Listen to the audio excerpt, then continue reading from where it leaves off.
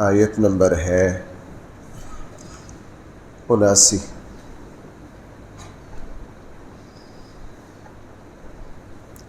آیت نمبر ہے 79۔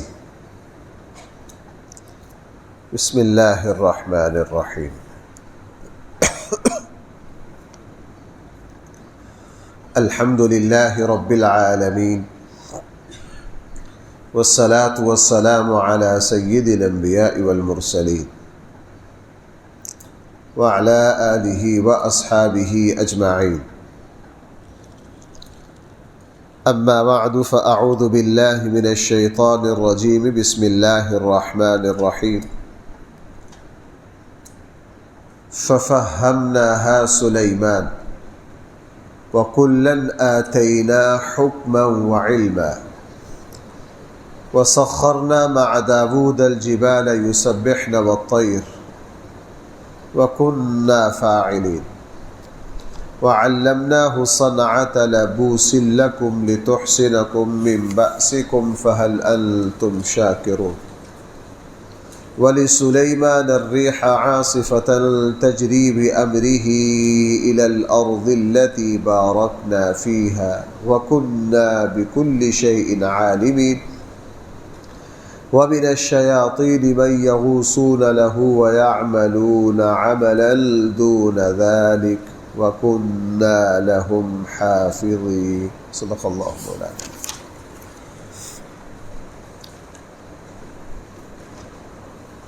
پچھلی آیت میں یہ آیا تھا کہ اللہ جل جلالہ نے داود اور سلیمان علیہ السلام کے ایک فیصلے کا تذکرہ کیا، اور ایک فیصلہ ان کا وہ ہے جو حدیث مبارکہ میں ہے۔ قرآن کریم نے یہ دونوں باتیں ذکر کر کے فرمایا فَفَهَّمْنَاهَا سلیمان، سلیمان کو یہ فہم اور شعور ہم نے عطا کیا تھا۔ اگلی آیات میں مزید اللہ جل جلالہ نے ان باپ بیٹے پر جو احسانات کیے، جو انعامات کیے، ان کا مزید تذکرہ ہے جو ان کے عظیم الشان معجزات ہیں۔ اللہ تعالیٰ نے ان باپ بیٹے کو جس طرح کی حکومت دی، جس شان کے معجزات عطا کیے، وہ کسی نبی کو بھی عطا نہیں ہوئے۔ چونکہ داود علیہ السلام، حضرت سلیمان علیہ السلام نے دعا مانگی تھی، قرآن میں وہ دعا موجود ہے، رب ہب لی ملکا لا ینبغی لأحد من بعدی، اے اللہ مجھے ایسی حکومت عطا کر جو میرے بعد کسی کو ملکا لا ینبغی لأحد من بعدی۔ اسی لیے اللہ تعالیٰ نے ان باپ بیٹے کو جو معجزات عطا کیے وہ اپنی مثال آپ ہے۔ اللہ تعالیٰ نے جنات پر، جانوروں پر، پرندوں پر، یہاں تک کہ ہواؤں پر، پہاڑوں پر ان کو اختیار دیا۔ اسی لیے صحیح بخاری میں ہے کہ رسول اللہ صلی اللہ علیہ وسلم نماز پڑھ رہے تھے تو نماز کے درمیان میں ایک شیطان جن رسول اللہ صلی اللہ علیہ وسلم پر حملہ آور ہوا، آگ لے کر آیا رسول اللہ صلی اللہ علیہ وسلم کو توبہ نعوذ باللہ نقصان پہنچانے کے لیے۔ آپ علیہ السلام نے اس کو پکڑ لیا اور صبح کو فرمایا کہ مجھے خیال آیا کہ میں اس جن شیطان کو ستون سے باندھ دوں اور صبح کو آپ سب ان کو دیکھو، لیکن مجھے سلیمان علیہ السلام کی یہ دعا یاد آ گئی، رب ہب لی ملکا لا ینبغی لأحد من بعدی، اے اللہ مجھے جو اختیارات دے رہے ہیں میرے بعد کسی اور کو۔ اس لیے حضور علیہ السلام نے فرمایا میں نے اس جن کو پھر چھوڑ دیا، وگرنہ صبح کو تم سب اس جن کو دیکھتے، صبح کو تم سب صحابہ اس جن کو دیکھتے۔ یہاں بھی مزید کچھ انعامات کا ذکر ہے۔ پہلا فرمایا وَسَخَّرْنَا مَعَ دَاوُودَ الْجِبَالَ، ہم نے مسخر کر دیا داود کے ساتھ پہاڑوں کو، یُسَبِّحْنَا، وہ پہاڑ تسبیح کرتے، وَالطَّیْرَ، اور پرندے بھی تسبیح کرتے۔ اللہ تعالیٰ نے حضرت داؤد علیہ السلام کو یہ معجزہ عطا کیا کہ وہ جس وقت صحرا میں بیٹھ کر پہاڑ کے دامن میں بیٹھ کر زبور کی تلاوت کرتے تو اللہ تعالیٰ نے ان کی آواز میں، ان کی کتاب میں ایسی مٹھاس اور کشش رکھی کہ پرندے جو ہیں وہ ان کے دائیں بائیں جمع ہو جاتے اور حضرت داؤد علیہ السلام کے ساتھ تسبیح میں شریک ہو جاتے، اور پہاڑ بھی تسبیح کرتے۔ قرآن کریم دوسری جگہ یہ بات فرما چکا ہے کہ اللہ تعالیٰ نے ہر چیز میں ایک شعور پیدا کیا۔ بھائی ہر چیز میں اللہ تعالیٰ نے کیا پیدا کیا؟ شعور پیدا کیا ہے۔ اور قرآن کریم نے دو ٹوک فرمایا وَإِن مِّن شَيْءٍ إِلَّا يُسَبِّحُ بِحَمْدِهِ وَلَكِن لَّا تَفْقَهُونَ تَسْبِيحَهُمْ، ہر چیز اللہ کی تسبیح کر رہی ہے لیکن تم ہر چیز کی تسبیح کو سمجھتے؟ انبیاء علیہم السلام سمجھ لیتے ہیں، جیسے رسول اللہ صلی اللہ علیہ وسلم کے ایسے کئی واقعات ہیں۔ آپ علیہ السلام نے فرمایا کہ فلاں فلاں پتھر مجھے سلام کیا کرتے تھے۔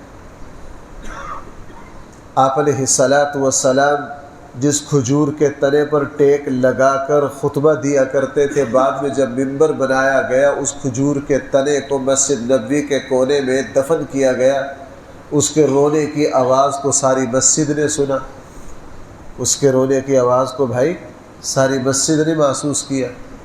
تو یہاں داؤد علیہ السلام کو اللہ جل جلالہ نے یہ معجزہ عطا کیا کہ وہ پہاڑ کے دامن میں بیٹھ کے اپنی کتاب کی تلاوت کرتے تو پہاڑ بھی تسبیح میں ان کے ساتھ کیا ہو جاتے؟ شریک ہو جاتے، اور پرندے ان کے گرد جمع ہو جاتے اور وہ بھی اللہ کی تسبیح میں شریک ہو جاتے۔ یہ اللہ کی شان ہے، اللہ جس کو عنایت فرمائے۔ رسول اللہ صلی اللہ علیہ وسلم مدینہ منورہ میں ایک گھر کے پاس سے گزر رہے تھے۔ میں نے کئی مرتبہ آپ سے یہ عرض کیا ہے کہ حضور علیہ السلام کے زمانے میں پکی عمارات کا تصور ہی نہیں تھا، بلکہ حقیقت میں کچی عمارات کا تصور بھی نہیں تھا۔ اس زمانے میں کھجور کی جھونپڑیاں بنائی جاتی۔ اب بھی مدینہ منورہ کی آبادی سے باہر نکل کر کے جو دائیں بائیں کے باغات ہیں نا، آپ ان باغات میں جاؤ تو سمجھ آ جائے گا کہ رسول اللہ صلی اللہ علیہ وسلم کے زمانے میں ان لوگوں کا رہنے سہنے کا انداز کیسا تھا۔ اپنے اپنے باغ کے کونے پر اپنے باغ ہی سے کھجور کے تنے اور شاخیں لے کر بس چھپر سا بنا لیتے، تو پورا خاندان اسی طرح رہا کرتا۔ تو فطری بات ہے جب ایسے چھپر میں اندر کوئی بات کرے گا تو اس کی آواز باہر آئے گی۔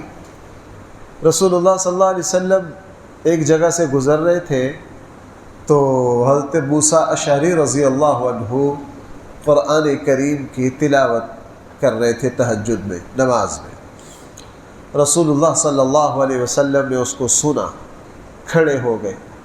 چونکہ آپ صاحب کلام اور صاحب کتاب ہیں، رسول اللہ صلی اللہ علیہ وسلم پر یہ قرآن اترا ہے۔ آپ علیہ السلام نے تلاوت کو سنا، خوب سنا، مکمل تلاوت سنی، اور اس صحابی کو کوئی پتہ نہیں کہ اللہ کے نبی کھڑے میری تلاوت سن رہے ہیں۔ جب انہوں نے اپنی نماز مکمل کر لی، رسول اللہ صلی اللہ علیہ وسلم مسجد تشریف لے آئے۔ فجر کی نماز میں جب یہ صحابی آئے تو اللہ کے نبی نے ان سے فرمایا آج میں نے تمہاری تلاوت سنی ہے، تمہیں تو اللہ تعالیٰ نے حنجرۂ داؤد علیہ السلام کا گلا عطا کیا ہے کہ جس طرح داؤد علیہ السلام کے تلاوت میں اللہ نے بہت اثر رکھا تھا، تمہاری تلاوت میں بھی بہت اثر ہے۔ آگے قرآن نے فرمایا وَكُنَّا فَاعِلِينَ، یہ سب کچھ کون کرنے والا تھا؟ ہم کرنے والے تھے۔ میں بھائی آپ کی پورے قرآن میں ہر جگہ توجہ دلاتا ہوں جہاں بھی نبیوں کے، عام انسانوں کو یا انبیاء علیہم السلام کو ملنے والے کمالات کا تذکرہ ہوتا ہے، آگے پیچھے جگہ جگہ قرآن صراحت کرتا ہے وَكُنَّا فَاعِلِينَ، یہ سب کچھ کرنے والا کون تھا؟ میں نے ایک مفسر کی تحقیقات ابھی چند مہینے پہلے دیکھی، انہوں نے پورا مقالہ لکھا ہے کہ نبیوں کے جو معجزات ہیں وہ نبیوں کے ذاتی کمالات ہیں، اس میں اللہ کا کوئی دخل نہیں۔ میری بات سننے، میں پہلے حیران ہوتا تھا کہ عام مفسرین اس نقطے کی طرف توجہ کیوں دلاتے ہیں کہ دیکھو یہاں اللہ کی صفات رہی ہے۔ اب یہاں آ رہا، ذرا بھائی آپ اسی آیت کو دوبارہ دیکھو، ذرا نیچے دیکھنا، فَفَهَّمْنَاهَا سُلَيْمَانَ، سلیمان کو یہ سمجھ کس نے عطا کی؟ اللہ فرما رہے ہیں ہم نے۔ اللہ کا تذکرہ آ گیا اس آیت کے آخر میں، پھر دیکھیے وَكُنَّا، اچھا آگے پھر معجزات کا ذکر ہے، لیکن شروع میں کیا کہا؟ وَعَلَّمْنَاهُ، ہم نے سکھایا داؤد کو۔ بھئی اللہ کا تذکرہ آ رہا ہے، آپ ان آیات میں جگہ جگہ دیکھیے۔ اچھا صفحہ نمبر 24 پر بھی دیکھیے، صفحہ نمبر 24 کی چوتھی لائن دیکھیے، قرآن فرما رہا ہے وَكُنَّا بِكُلِّ شَيْءٍ عَالِمِينَ، یہ سب کچھ کرنے والے کون تھے؟ اچھا اس سے اگلی آیت دیکھ لیجئے، وَكُنَّا لَهُمْ حَافِظِينَ، ہم ہی ان سب کی کون حفاظت؟ اللہ کا تذکر آ رہا ہے کہ نہیں؟ میں نے سورہ کوثر پہ توجہ دلائی ہے، سورہ کوثر رسول اللہ صلی اللہ علیہ وسلم کے کمالات کا ذکر ہے، شروع کہاں سے ہو رہی ہے؟ اِنَّا اعطینا، ہم نے آپ کو عطا کی۔ یا ایھا النبی انا ارسلناک شاہدا ومبشرا ونذیرا وداعیا الی اللہ باذنہ وسراجا منیرا۔ اللہ کے نبی صلی اللہ علیہ وسلم کی صفات ہیں، کمالات ہیں، لیکن شروع کہاں سے ہو رہی ہے؟ انا ارسلناک شاہدا، ہم نے آپ کو یہ سارا کچھ دے کر بھیجا ہے۔ آگے فرمایا وَعَلَّمْنَاهُ صَنْعَةَ لَبُوسٍ لَكُمْ لِتُحْصِنَكُمْ مِنْ بَأْسِكُمْ، ہم نے آپ کو زرہ بنانے کا فن سکھایا، لِتُحْصِنَكُمْ مِنْ بَأْسِكُمْ، تاکہ تمہیں جنگ سے بچا سکے۔ اللہ تعالیٰ نے داؤد علیہ السلام کے ایک اور معجزے کا ذکر کیا۔ یہ جو لوہا ہے، اللہ تعالیٰ نے داؤد علیہ السلام کے ہاتھ میں لوہا کو موم کی طرح نرم کر دیا، اور داؤد علیہ السلام لوہے کی زرہ، اس زمانے میں جو جنگ کا لباس تھا، پورے جسم پر ایک زرہ ایجاد کی حضرت داؤد علیہ السلام نے۔ وہ زنجیروں سے بنا کرتی تھی، پورے جسم پر آ جاتی تھی، اگر کوئی مد مقابل تلوار مارے تو ان کے اوپر لگے، جسم محفوظ رہے۔ اس کے بانی بھی حضرت داؤد علیہ السلام ہے، اس کے بعد پوری دنیا کی جنگوں میں یہ استعمال ہوئی۔ اب اس زمانے میں، جس زمانے میں ایسے جدید آلات نہیں تھے، لوہے کی زنجیر بنانا یہ بہت مشکل کام تھا، لیکن اللہ تعالیٰ نے داؤد علیہ السلام کے ہاتھ میں بھائی لوہے کو کیا کر دیا؟ موم کر دیا۔ لوہا کو یوں لیتے اور اس کو موم کی طرح اس کی زرہیں، اس کی کڑیاں بنا کے اس کو آپس میں پرو دیتے، اور وہ بہترین زرہ بن جاتی۔ اور قرآن فرما رہا ہے یہ ہم نے داؤد علیہ السلام کو سکھایا۔ اکثر انسان کی جو بنیادی ایجادات ہیں وہ اللہ تعالیٰ نے انبیاء علیہ السلام کے ذریعے سکھائی۔ پیچھے بھی اس کا تذکرہ آیا، قرآن یہاں بھی اس کا تذکرہ کر رہا ہے، اور آگے قرآن نے فرمایا فَهَلْ أَنْتُمْ شَاكِرُونَ، ہم نے یہ اس لیے کیا تاکہ تم اللہ کا کیا کرو؟ شکر کرو۔ یہ معجزات ہم نے عطا کی۔ رسول اللہ صلی اللہ علیہ وسلم کی شان بھی بڑی نرالی تھی۔ اب یہاں ہوا کیا کہ داؤد علیہ السلام لوہا لیتے اور موم کی طرح اس کی زنجیریں بنا کر اس کی زرہ بنا دیتے۔ غزوہ احد میں رسول اللہ صلی اللہ علیہ وسلم نے کھجور کی شاخ، بھائی کس چیز کی شاخ؟ کھجور کی شاخ ایک صحابی کو دی، اور وہ کھجور کی شاخ بھائی کیا بن گئی؟ تلوار بن گئی۔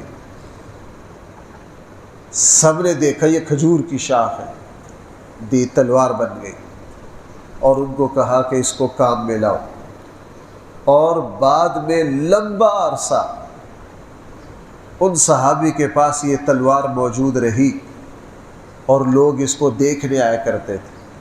لیکن میں پیچھے کسی درس میں نے یہ بات عرض کی تھی، اللہ تعالیٰ اس طرح کی چیزوں کو باقی نہیں رکھتے، ختم کر دیتے۔ مثلا رسول اللہ صلی اللہ علیہ وسلم نے حضرت ابو ہریرہ رضی اللہ عنہ کا جو تھیلا تھا اس میں کچھ کھجوریں ڈال دی دم کر کے، اور حضرت ابو ہریرہ سے کہا، ابو ہریرہ تمہارا جو یہ تھیلا ہے نا، اس کے اندر سے دیکھنا نہیں، بس تمہیں جو تھوڑی بہت کھجوریں ملا کرے وہ بھی بیچ میں ڈال دیا کرو۔ حضرت ابو ہریرہ فرماتے ہیں میں نے ساری زندگی سینکڑوں من کھجوریں اس تھیلے سے نکالی، کتنی؟ وسق کے وسق۔ اور میں کسی بیان میں نے عرض کیا تھا، رسول اللہ صلی اللہ علیہ وسلم کے زندگی کے آخری سالوں میں ابو ہریرہ آئے، تقریباً 7 ہجری کے قریب جا کے آخری 2-2.5 سال حضور کی خدمت میں رہے۔ 2-2.5 سال حضور کی زندگی کے لگا لیجئے، 2 سال حضرت ابوبکر کی خلافت کے لگا لیجئے، اور حضرت عمر کا زمانہ لگا لیجئے، حضرت عثمان کے 12 سال لگا لیجئے۔ ابو ہریرہ کا یہ کھجوروں کی فیکٹری چلتی رہی۔ فرمایا کھانے کی باری جب آتی میرے دسترخوان پر 100 بندے جمع ہوتے، میں اسی کھجور ہاتھ ڈالتا اور سارا دسترخوان سب کھاتے۔ فرمایا جس دن حضرت عثمان غنی رضی اللہ عنہ کو شہید کیا گیا، اس شہادت، اس حادثہ میں جو بگدڑ مچی، اس میں مسجد کے قریب میرا تھیلا وہ گم ہو گیا۔ میں نے پھر اس تھیلے کو بہت تلاش کیا، لیکن مجھے وہ میرا تھیلا نہیں ملا، اللہ نے اس کو غائب کر دیا۔ یہی معاملہ رسول اللہ صلی اللہ علیہ وسلم کی انگوٹھی کا ہوا۔ آپ علیہ السلام کی جو انگوٹھی تھی جس پر مہر نبوت تھی، بعد میں حضرت صدیق اکبر کے پاس آ گئی، پھر حضرت عمر کے پاس آ گئی، پھر حضرت عثمان کے پاس آ گئی۔ حضرت عثمان کنویں پر بیٹھے پانی پینے لگے، وہ نکل کے گر گئی کنویں میں۔ حضرت عثمان غنی نے اتنے پیسے خرچ کیے، غلاموں کے ذریعے اس کنویں کا ریت ذرہ ذرہ چھان مارا، لیکن وہ انگوٹھی نہیں ملی۔ سمجھ گئے کہ اللہ کو یہی منظور ہے، اللہ تعالیٰ نے اس انگوٹھی کو اب کیا کرنا ہے، اس کو گم کرنا ہے۔ تو انبیاء علیہ السلام کے ان معجزات کو عموماً بھائی کیا کر دیا گیا، ختم کر دیا گیا۔ تو وہی معاملہ یہاں کہ داؤد علیہ السلام کے ہاتھ میں اللہ تعالیٰ نے لوہے کو موم بنا دیا۔ رسول اللہ صلی اللہ علیہ وسلم کا معجزہ ہوا کہ جو کھجور کی چھڑی تھی بھائی وہ کیا بن گئی، وہ تلوار بن گئی، اور عرصہ تک ان صحابی کے پاس موجود رہی۔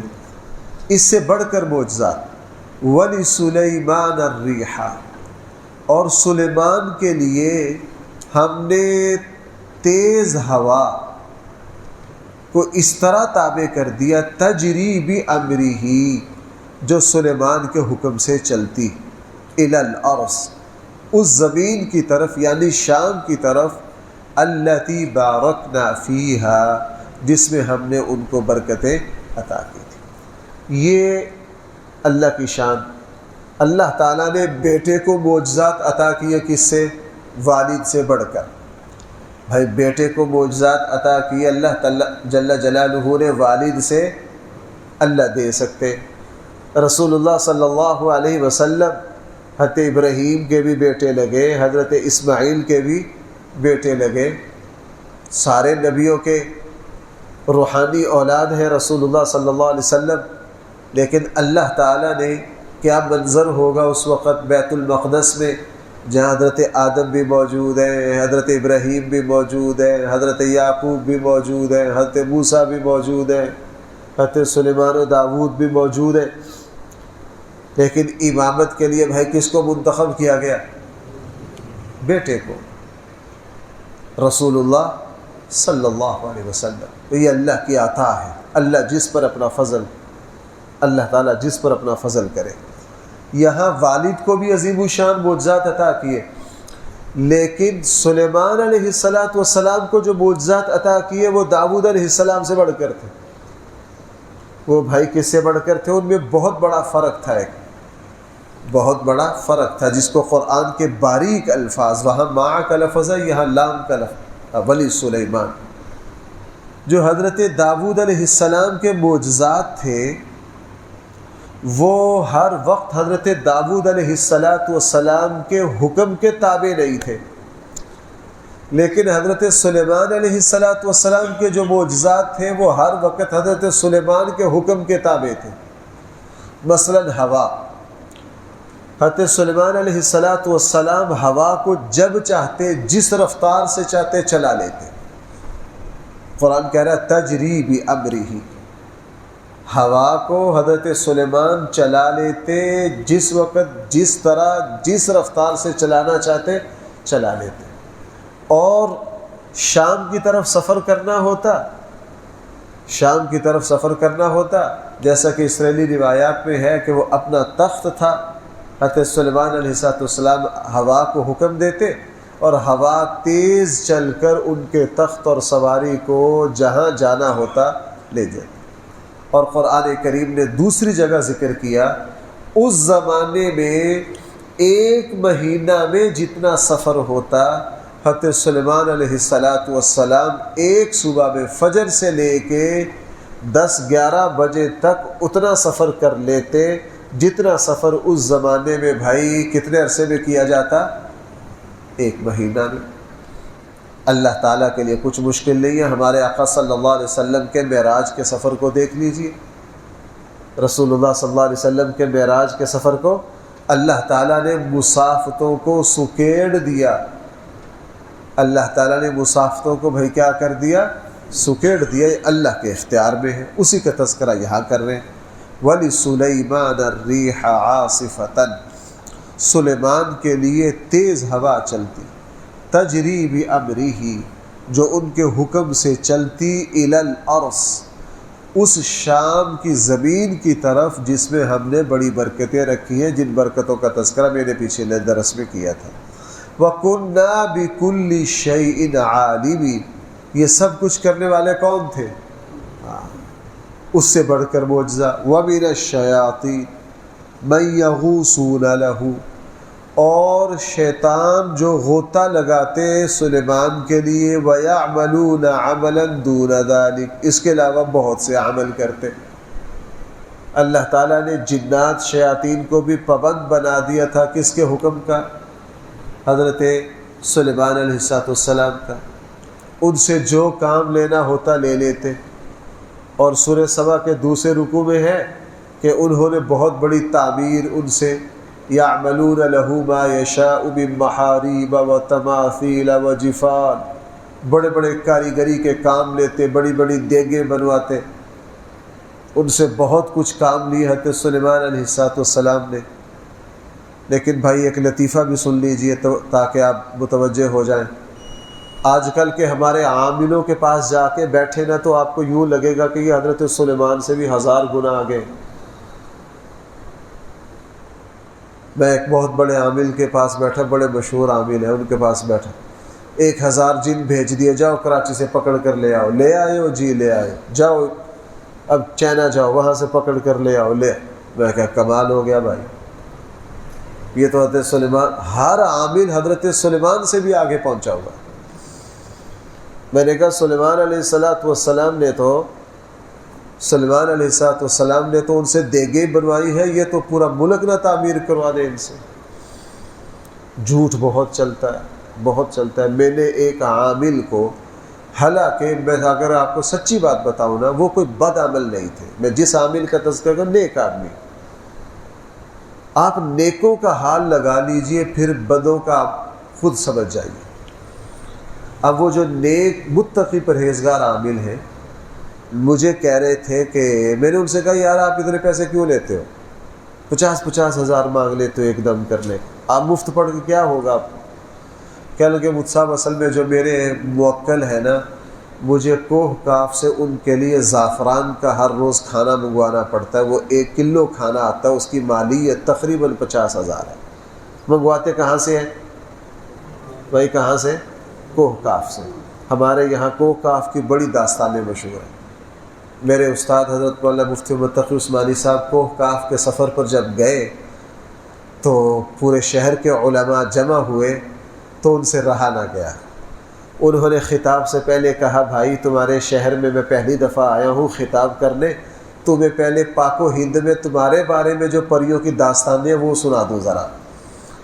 پھر مولانا نے وہاں سنائی کہ ہمارے ہندوستان میں یہ مشہور ہے کہ یہ کوہ کاف جو ہے یہ جنات اور پریوں کا شہر ہے، یہاں جو قصے مشہور ہیں وہ سارے سنائے۔ کہنے لگے کہ یہ قصے میرے جو لطیفہ سنایا وہاں اتنا مشہور ہوا کہ وہاں کے ٹی وی چینلوں نے اس کو نشر کیا کہ پاک و ہند میں ہمارے بارے میں یہ مشہور ہے اور ان کو پتہ ہی نہیں۔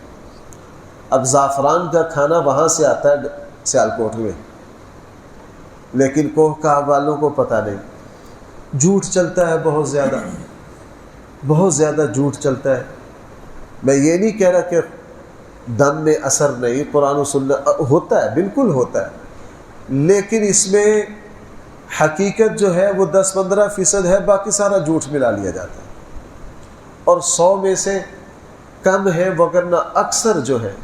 ہمارے ساتھ ایک ساتھی پڑھا کرتے تھے، نورانی قاعدہ بھی نہیں پڑھ سکتے تھے، ان کو اتنے کند ذہن تھے نا، ان کو کچھ آج کل بڑے تکڑے عامل ہیں۔ میں نے کئی مرتبہ سنا، مجھے مذاق کیا کر، کہنے لگا تو لگا رہا جس کام پہ لگا، میرے ساتھ ہوتا نا تیری کوٹھی بن جاتی اب تک۔ میں نے کہا بھی آپ کی مہربانی، آپ ہم جس کام پر لگے ہمیں اسی پر لگا رہنے دیں، طرح طرح کے جھوٹ، اللہ معاف فرمائے۔ تو میں آج حضرت سلیمان علیہ السلام کے معجزات کا مطالعہ کر رہا تھا، میں کہا یہ تو ہمارے ڈسکا کے کامل کے بائیں ہاتھ کی مار ہے، یہ سارا کچھ کرنا۔ وہ تو ہزاروں جنات کو جکڑ لیں گے اور ابھی امریکہ بھیج دیں گے، ابھی چائنا بھیج دیں گے، لیکن بہرحال کسی کو بڑی بڑی باتیں کرنے سے کون روک سکتا ہے۔ عرض میں یہ کرنا چاہتا ہوں کہ کوئی بھی عامل اپنے عمل میں حضرت سلیمان سے آگے بڑھ سکتا ہے بھائی، نبی کے معجزے کی نقل اتر سکتی ہے۔ معجزہ کہتے ہی اس کو ہے جو انسانوں کے بس میں نہ ہو۔ بھائیو ذرا متوجہ ہے نا، معجزہ کس کو کہتے ہیں؟ جو انسانوں کے بس میں، اور معجزہ کی کبھی بھی نقل نہیں اتر سکتی۔ قرآن حضور کا معجزہ ہے، قیامت تک نقل نہیں اتر سکتی، کسی معجزہ کی قیامت تک نقل نہیں اتر سکتی۔ معجزہ کہتے ہی اس کو ہے جس کی نقل ناممکن ہو، انسان اس کا نمونہ پیش نہ کر سکتے ہو۔ معجزہ تو اللہ تعالیٰ کا خاص معاملہ ہے، اللہ تعالیٰ یہ اپنے نبیوں کے ہاتھ سے ظاہر کرتا ہے ان کی نبوت کے اظہار کے لیے۔ بہرحال وَمِنَ الشَّيَاطِينِ، اور ہم نے شیاطین کو بھی ان کے مسخر کر دیا تھا، مَن يَغُوصُونَ لَهُ، جو سمندروں میں غوطہ لگاتے، موتی نکالتے، ہیرے جواہرات نکالتے ان کے لیے۔